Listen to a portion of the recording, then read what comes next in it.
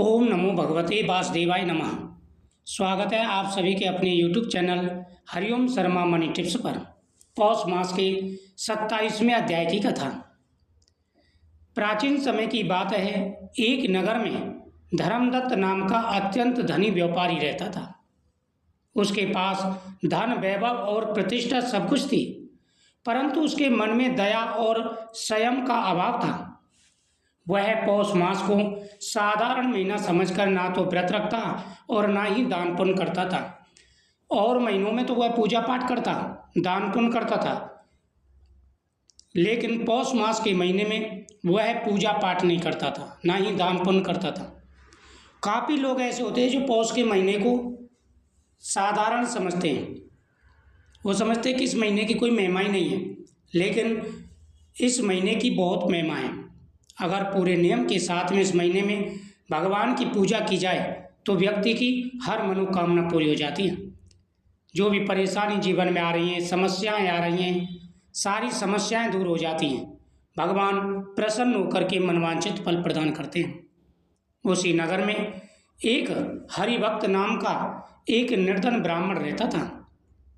उसके पास धन नहीं था, किंतु वह पौष मास में नियम पूर्वक स्नान, दीपदान और अन्नदान तथा तुलसी पूजा किया करता था।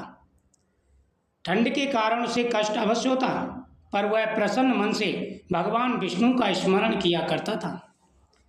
एक दिन कड़ाके की ठंड में हरिभक्त ने मंदिर में दीप जलाया और भगवान से प्रार्थना की, हे नारायण, मेरे पास देने को कुछ नहीं, पर मेरा भाव स्वीकार करें।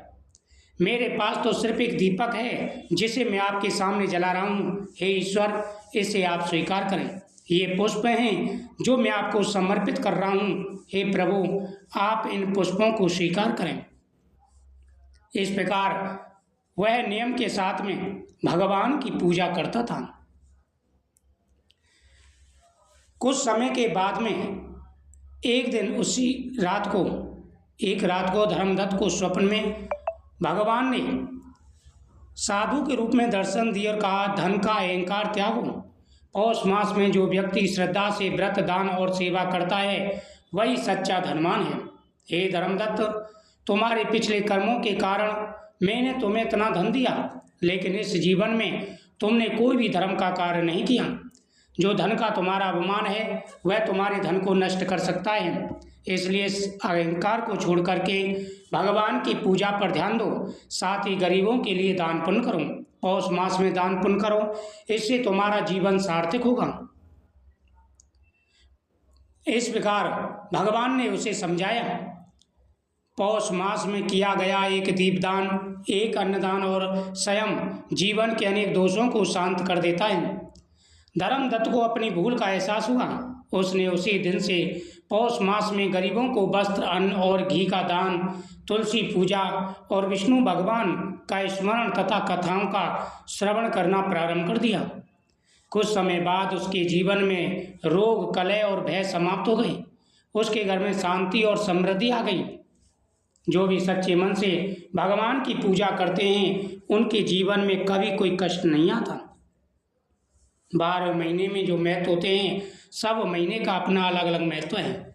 सभी महीनों में भगवान का पूजन करें, साथ ही गरीबों के लिए दान पुण्य करें। जब धन भगवान ने तुम्हें दिया है और इतना दिया है कि तुम अपनी गृहस्थ जीवन को पालने के अलावा भी आप दान पुण्य करने में सक्षम हो, तो दान पुण्य क्यों नहीं करते।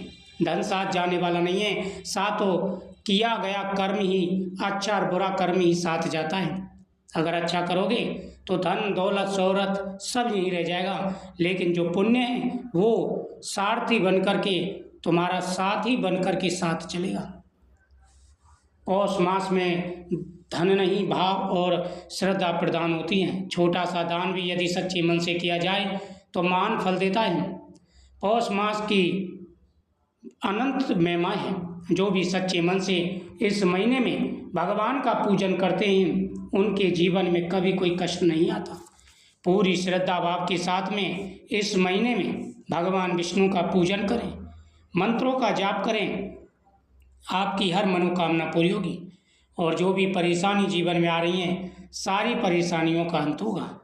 ओम नमो भगवते वासुदेवाय नमः मंत्रों का जाप करते हुए भगवान का पूजन करें और नियम के साथ में आप पालन करें, आपकी हर मनोकामना पूरी होगी। जय श्री कृष्ण।